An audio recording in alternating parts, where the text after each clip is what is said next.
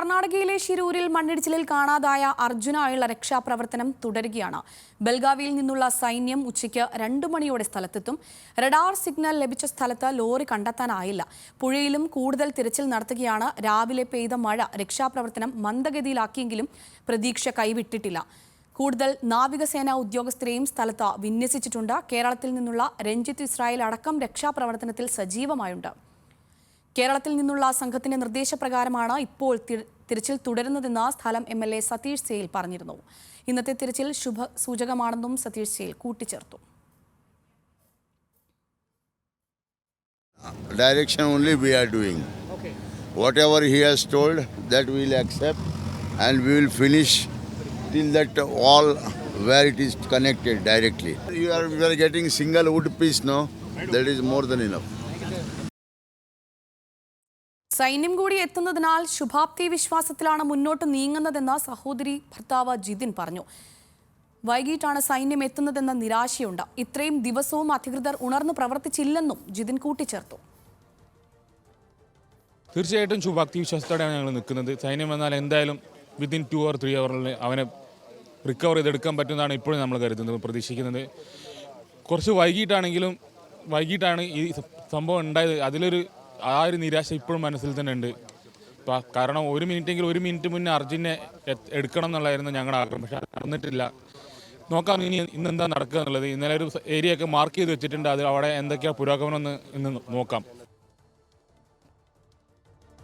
ഷിരൂരിലെ അപകടം നടന്ന പ്രദേശത്തെ അപകടത്തിന് മുന്നേയുള്ള ദൃശ്യങ്ങൾ പുറത്ത്. ഡ്രൈവർമാർ വാഹനം നിർത്തി ചായ കുടിക്കാൻ നിർത്തുന്ന കടയുൾപ്പെടെ ദൃശ്യങ്ങളിൽ വ്യക്തമാണ്.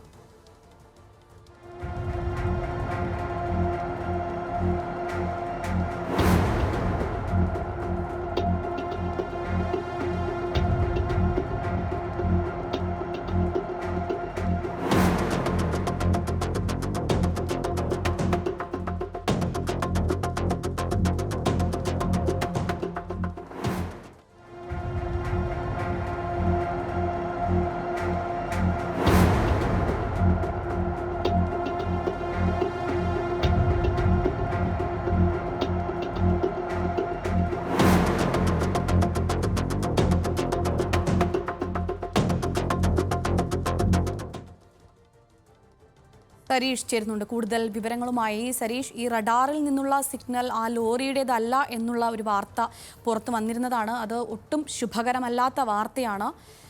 അപ്പോൾ ഇനി എന്താണ് അടുത്ത നടപടി?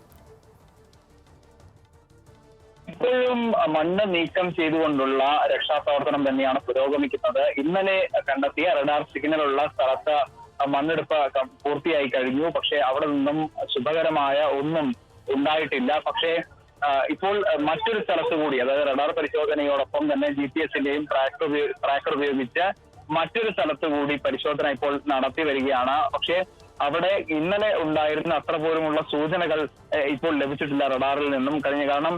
കഴിഞ്ഞ ദിവസം വൈകിട്ട് നടത്തിയ പരിശോധനയിൽ ഏതാണ്ട് 70% അത് ലോഹഭാഗമാണ് എന്ന് സ്ഥിരീകരിച്ചിരുന്നു. പക്ഷേ അവിടെ പൂർണ്ണമായി മണ്ണ് നീക്കം ചെയ്തിട്ടും, അതായത് റഡാറിൽ കണ്ടെത്തിയ സിഗ്നലിൽ വരുന്ന ഭാഗങ്ങളിൽ മുഴുവനായി മണ്ണ് നീക്കം ചെയ്തിട്ടും ഒരു തരത്തിലുമുള്ള വസ്തുക്കൾ കണ്ടെത്താനോ വാഹനം കണ്ടെത്താനോ സാധിച്ചിട്ടില്ല. അതുകൊണ്ട് തന്നെ ഇത്തവണ കൂടുതൽ വ്യാപകമായ പരിശോധനയാണ്, മണ്ണെടുത്തുകൊണ്ടുള്ള പരിശോധനയാണ് നടത്തുന്നത്. അതോടൊപ്പം തന്നെ ഈ ആദ്യഘട്ടം മുതൽ ഒരു സംശയം ഉയർന്നിട്ടുള്ളത് ഈ വാഹനം ഏതെങ്കിലും ഘട്ടത്തിൽ പുഴയിലേക്ക് പോയിട്ടുണ്ടോ എന്ന് സ്ഥിരീകരിക്കണം എന്നതായിരുന്നു. നാവികസേന ആദ്യഘട്ടത്തിൽ നടത്തിയ പരിശോധനയിൽ, മുങ്ങൽ വിദഗ്ധർ ഉൾപ്പെടെ കൊണ്ടുവന്ന് നടത്തിയ പരിശോധനയിൽ ഈ വാഹനം എന്തായാലും പുഴയ്ക്കകത്തില്ല എന്നായിരുന്നു കണ്ടെത്തിയിരുന്നത്. പക്ഷേ ഇപ്പോഴും ഒരു സംശയം നിലനിൽക്കുന്നുണ്ട്. കാരണം ആദ്യഘട്ടത്തിൽ പറയുന്നു ഈ റഡാർ കേന്ദ്രീകരിച്ച് നടത്തിയ പരിശോധനയിൽ ഈ സ്ഥലത്തുണ്ട് എന്ന് പറയുന്നു. സിഗ്നൽ ഒക്കെ പരിശോധിച്ചിട്ടും അവിടെ തന്നെയാണ് എന്ന് പറയുന്നു. പക്ഷേ ഇപ്പോഴും ആ റഡാർ സിഗ്നൽ കണ്ടെത്തിയ സ്ഥലത്ത് വാഹനം ഇല്ലാത്തത് കൊണ്ട് തന്നെ വീണ്ടും ഒരു സംശയം എല്ലാവരിലും ഉയർന്നു കഴിഞ്ഞു. അതുകൊണ്ട് തന്നെയാണ് കരയിലും ഒപ്പം തന്നെ പുഴയിലും ഒരേ സമയം പരിശോധനകൾ നടത്താൻ തീരുമാനിച്ചിരിക്കുന്നത്. 2 സ്ഥലങ്ങളിലും ഒരേ സമയം പരിശോധന നടത്തണം. ഇപ്പോഴും തുടർച്ചയായി മണ്ണ് നീക്കം ചെയ്തുകൊണ്ട് അല്ലെങ്കിൽ കൂടുതൽ JCB-കൾ എത്തിച്ചുകൊണ്ടുള്ള പരിശോധന അല്ലെങ്കിൽ രക്ഷാപ്രവർത്തനമാണ് ഇപ്പോൾ നടക്കുന്നത്. നമുക്ക് ദൃശ്യങ്ങളിൽ കാണാം. രക്ഷാപ്രവർത്തനമാണ് ഇപ്പോൾ നടക്കുന്നത്. നമുക്ക് ദൃശ്യങ്ങളിൽ കാണാം. കൂടുതൽ JCB-കൾ ഉൾപ്പെടെ ഇങ്ങോട്ടേക്ക് എത്തിക്കുന്നുണ്ട്. കൂടുതൽ ടിപ്പർ ലോറികൾ സമയത്ത് മഴ പെയ്യുകയും ഇരുട്ട് വരികയും ചെയ്യുകയാണെങ്കിൽ ലൈറ്റ് ഉൾപ്പെടെയുള്ള സംവിധാനങ്ങൾ ഇവിടേക്ക് എത്തിച്ചു കഴിഞ്ഞു. എന്തായാലും കൂടുതൽ സുരക്ഷ ഒരുക്കിക്കൊണ്ട് കൂടുതൽ പരിശോധന നടത്തുക എന്ന രീതി തന്നെയാണ് ഇപ്പോൾ അവലംബിക്കുന്നത്.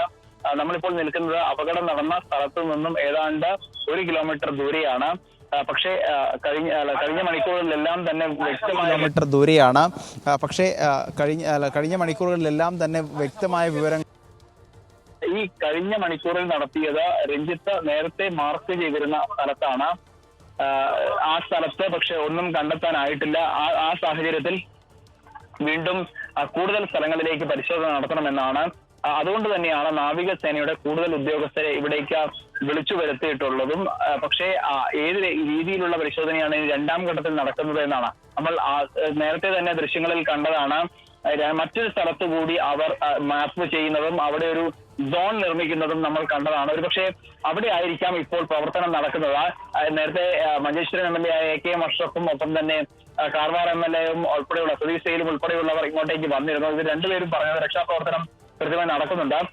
ഇപ്പോഴും മേഖലയിൽ കനത്ത മഴയാണ്. ആ മഴയെ അവഗണിച്ചും കൃത്യമായ രീതിയിൽ ആ മഴയെ അവഗണിച്ചും കൃത്യമായ രീതിയിൽ ഇപ്പോഴും രക്ഷാപ്രവർത്തനം പുരോഗമിക്കുകയാണ് എന്നാണ്. ഇപ്പോൾ നിലവിൽ സൈന്യം എത്താത്തത് കൊണ്ട് തന്നെ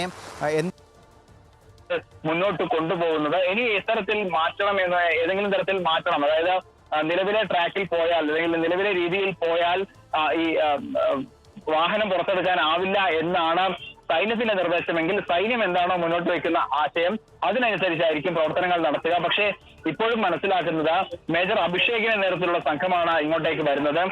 40 അംഗ സംഘം എന്നതിനപ്പുറത്തേക്ക് ഏതെങ്കിലും രീതിയിലുള്ളൊരു അത്യാധുനിക സൗകര്യങ്ങളോ ഉപകരണങ്ങളോ അവർ കൊണ്ടുവരുന്നില്ല എന്നുള്ളതാണ് മനസ്സിലാക്കേണ്ടത്.